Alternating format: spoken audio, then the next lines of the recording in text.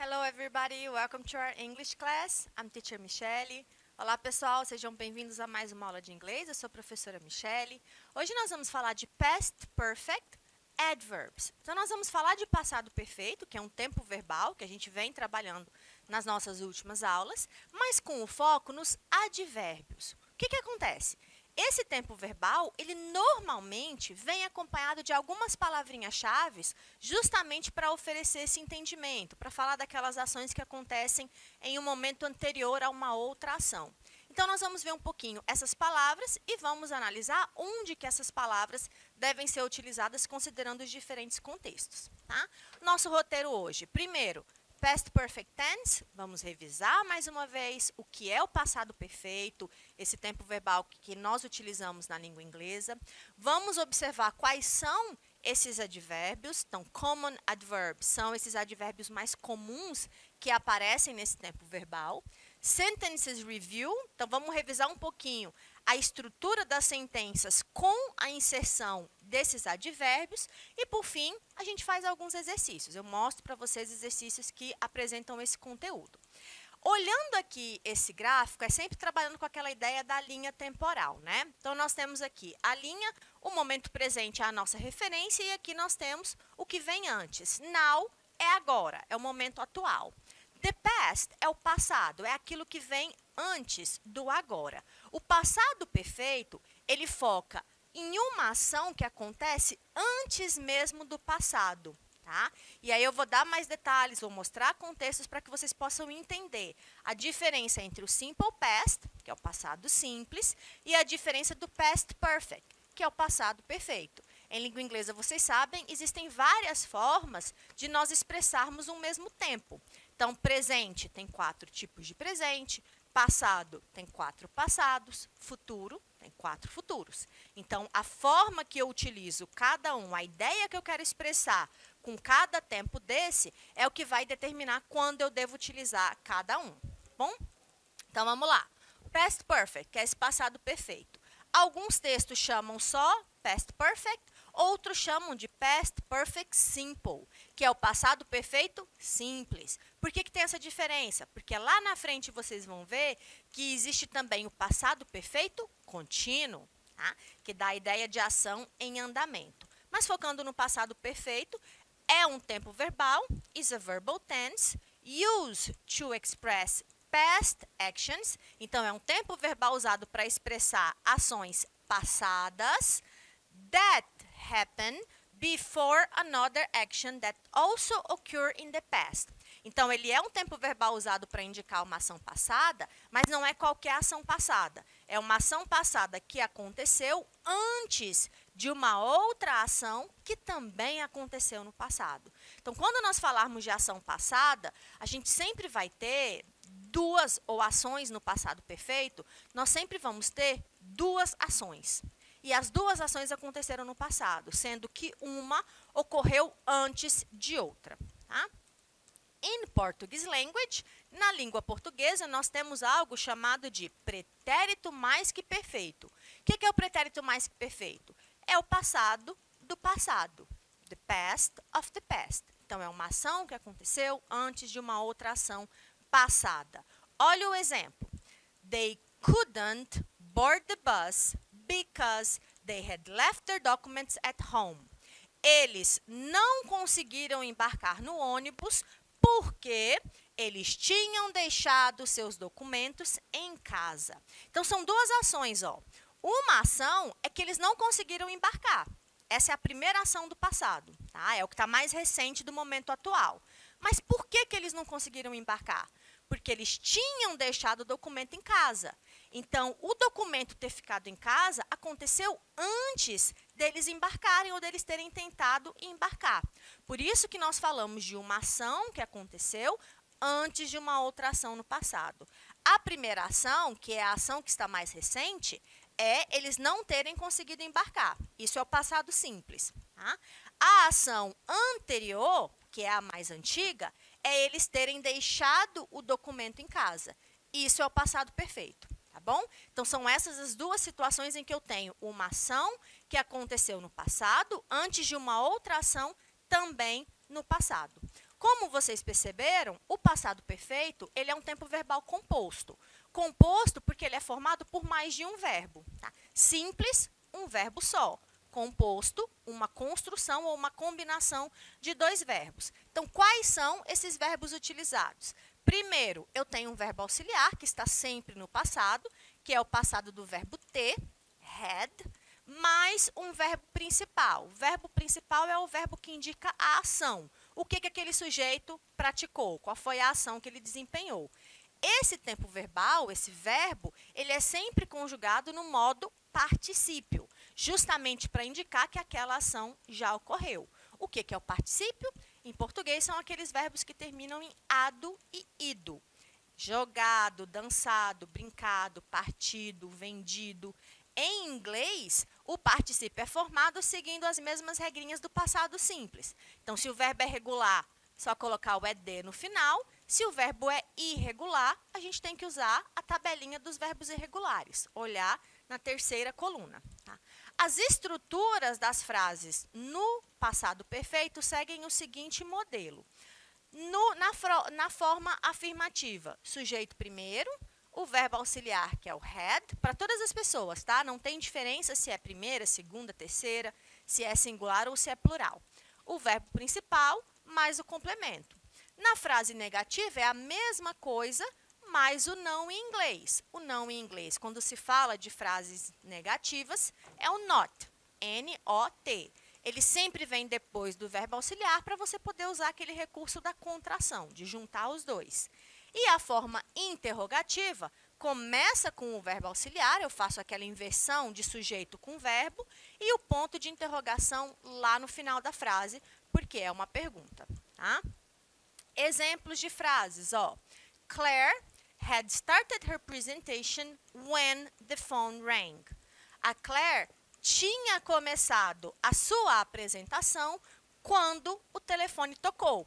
Então, ó, aquele caso de duas ações. O telefone tocou é uma ação, é o que aconteceu mais perto do presente. Ela já tinha começado a apresentação, é a ação mais antiga, é a ação que aconteceu antes do telefone tocar. Na forma negativa, Claire hadn't started her presentation when the phone rang. A Claire não tinha começado a sua apresentação quando o telefone tocou. Frase negativa, contraída, ó. Had, mais o não em inglês. E na forma interrogativa, o verbo auxiliar vem para frente. Had Claire started her presentation when the phone rang? Aí é uma pergunta, verbo auxiliar primeiro. A Claire tinha começado a sua apresentação quando o telefone tocou? Então, analisem esses elementos da estrutura, tá bom? Falando dos advérbios, são palavrinhas que vão oferecer informações adicionais para aquele contexto que está sendo apresentado. Como nós trabalhamos no passado perfeito com duas ações acontecendo, duas ações no passado, você vai ter frequentemente essas palavrinhas que complementam esse sentido. When, quando, just, já, ou acabei de, para indicar que a ação foi recém-concluída. Already, também significa já. Before, antes. Never, nunca. After, depois. Essas palavras, elas normalmente são utilizadas para refletir, reflect a relation. Elas vão refletir uma relação entre essas duas ações que acontecem no tempo passado. Tá? Exemplos e um pouco mais de informação de cada uma dessas palavras antes de nós analisarmos os contextos. When significa quando, eu uso sempre que eu faço referência temporal. Tá? Então, quando eu fiz a apresentação, o telefone tocou. Ou enquanto eu fazia a apresentação, enquanto eu estava fazendo, é um exemplo de você demonstrar a referência de tempo, ou a referência temporal.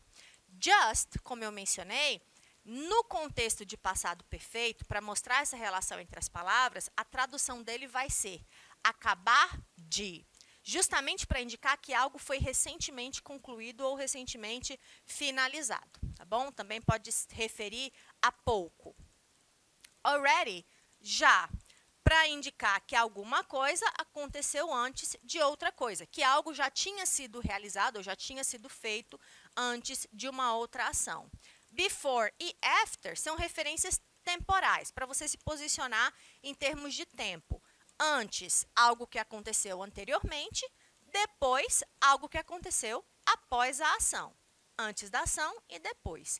E o never é um advérbio que indica frequência, para representar algo que não aconteceu em momento algum, ou algo que nunca tinha ocorrido. Tradução, nunca. Tá bom? Vamos ver agora, nos contextos e nas situações de formação de frases, para a gente ver o papel que cada um deles desempenha. Então, por exemplo, when the police arrived, the thief had already escaped. Quando a polícia chegou, o ladrão já tinha escapado. Então, qual é a função da palavrinha quando? Justamente demonstrar o tempo. Eu estou demarcando a relação entre a polícia chegar e o ladrão escapar é estabelecida a partir de um tempo usando a palavrinha quando. I went to visit her when she had just moved to London. Eu fui visitá-la quando ela tinha acabado de se mudar para Londres. Então, a mudança dela aconteceu recentemente. Então, por isso que eu uso a palavrinha just. E o quando eu uso para estabelecer a relação de tempo entre as duas ações realizadas no passado. Ok? Então, percebam que é possível você observar dentro de uma construção no passado perfeito a presença de dois advérbios. Um advérbio apenas vai depender justamente da intenção daquela comunicação. Tá? Mais exemplos, é importante a gente analisar dentro dos contextos. I had already read the book before I watched the movie. Eu já tinha lido o livro antes de assistir o filme. Então, nesse caso, ó, a palavrinha já, ela serve para indicar que aquela ação de ler o livro já tinha ocorrido antes de assistir o filme. Tá? Então, eu tenho a palavrinha já e a palavrinha antes, para demonstrar que algo já tinha ocorrido e para estabelecer quando aquela ação havia acontecido. Então, são informações adicionais que nós oferecemos. After the exams had finished, they celebrated. Após as provas terminarem, eles celebraram. Ou após os exames terem sido finalizados, né, de você ter uma conclusão. Eles ou elas celebraram. Após indica o tempo, quando essa ação ocorreu. In some cases, né, em alguns casos, além desses advérbios ou dessas palavras que eu mostrei para vocês, também é possível nós encontrarmos discourse markers. Discourse markers são marcadores de discurso. São palavras que nós utilizamos para estabelecer link. O que é o link? É você ligar, é você relacionar ou unir as duas partes da sentença. Então, algumas dessas palavras, desses marcadores de discurso, que podem ser conjunções, preposições, locuções, que são grupos de palavras, eles podem ser utilizados também para fazer essa ligação entre essas duas ações que ocorrem no passado perfeito. Então, por exemplo, so, because, if e by the time. So, por isso, então. Because, porque de resposta, indica por causa de, para dar um motivo, uma razão de algo. If, conjunção se. Se é usado sempre que você quer indicar uma condição, tá? Algo que não é certeza. E by the time, naquele momento, naquele tempo, tá? São informações ou é uma construção que indica tempo. Olha nos contextos. She had finished her paper, so she got some rest. Ela tinha terminado o seu relatório, então ela foi descansar um pouco. Ou por isso, ela foi descansar um pouco. Então, ele dá essa ideia de resultado ou mesmo de consequência para você tratar, para você relacionar uma sentença com a outra. They decided to cook something because they had missed dinner. Eles decidiram cozinhar alguma coisa ou algo porque eles tinham perdido o jantar. Então, aqui já é a relação da causa, é o motivo. Por que que eles decidiram cozinhar? Porque eles não tinham jantado. Então, em uma situação, eu tenho a consequência, ou o motivo, melhor dizendo, para outra. Próximo exemplo. I asked her if she had ever gone to Italy. Eu perguntei a ela se ela já tinha ido à Itália. Esse se é justamente indicando uma condição, partindo do princípio de que nessa pergunta eu vou ter duas possibilidades de resposta. Ou ela vai dizer sim, ou ela vai dizer não, tá? Considerando esse contexto. If sempre usado para indicar condição. By the time, referência de tempo. By the time we returned, she had already slept. Quando, né, no momento, naquele período, naquele tempo que nós retornamos, ela já tinha dormido. Quando nós retornamos, ela já tinha dormido, demarcando o tempo, tá bom? Então, nesses exemplos, vocês têm as construções do passado perfeito a partir ou destacando a utilização de certas palavras que vão ajudar no estabelecimento de sentido e na coesão textual. Bom, vou mostrar para vocês alguns exercícios que foram temas já de vestibulares, sempre considerando o elemento do contexto, tá? Frases que fazem parte de uma situação interpretativa. Questão 1. De acordo com o fragmento, é correto afirmar que é importante, quando você for fazer uma resolução de questão, que você sempre comece pelo enunciado, porque isso vai te dar algumas informações sobre o texto, principalmente nas questões do Enem, que contextualizam bem o enunciado para você procurar no texto. E, no caso, quando você lê o enunciado, você já faz uma leitura direcionada. Então, de acordo com o fragmento, é correto afirmar que... Aí eu tenho 3 afirmações. Começou a falar apenas aos 12 anos, aos 12 anos já tinha decidido sua carreira, seu primeiro emprego foi aos 12 em uma igreja. Então, obviamente, o texto está me tratando de uma pessoa do sexo feminino, uma relação ou uma informação quanto à idade dela. 12 anos se destaca. Então, eu posso procurar no texto algo direto sobre esse numeral, seria uma forma. Como é um texto pequenininho, a gente pode analisá-lo todo. Oprah Winfrey é o nome da pessoa, nome próprio. Oprah é uma apresentadora, uma empreendedora muito famosa nos Estados Unidos. Oprah Winfrey began, verbo destacado, speaking publicly in the church when she was 2. By the time she was 12, 12 significa 12 em inglês, she had already decided on her career. Então, se eu fosse usar aquela estratégia de leitura para localizar a informação a partir da questão, a minha resposta está nesse fragmento aqui, ó. She was 12. Ela tinha 12 anos. Quando, naquele tempo em que ela tinha 12 anos, she had already decided. Ela decidido career. Career é uma palavra cognata. Ela se assemelha um pouco à palavra carreira. Então, como resposta eu tenho letra B. Aos 12 anos, ela já tinha decidido sua carreira. Então, o texto está falando dessa pessoa e da relação entre a idade em que ela ocupava e quando ela começou a atuar, ou quando ela começou, ela já tinha decidido a sua profissão. No exemplo de cima, na frase que eu li, estava dizendo que ela começou a falar publicamente quando ela tinha 2 anos, quando ela falava na igreja. Bom?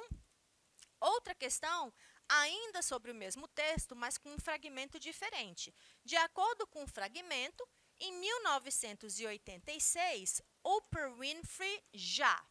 Então, nessa pergunta, o que eu tenho que procurar no texto? A referência 1986. Bom, isso são estratégias que a gente utiliza para facilitar a interpretação e a resolução de questão. When Winfrey got her TV talk show in 1986, she had already been a news reporter and had acted in a major Hollywood movie, The Color Purple. Tá? Então, quando a Winfrey, que é a Oprah, que aparece lá no começo no texto anterior, começou, quando ela conseguiu, quando ela obteve o programa de TV em 1986, ela já tinha estado na TV como news reporter.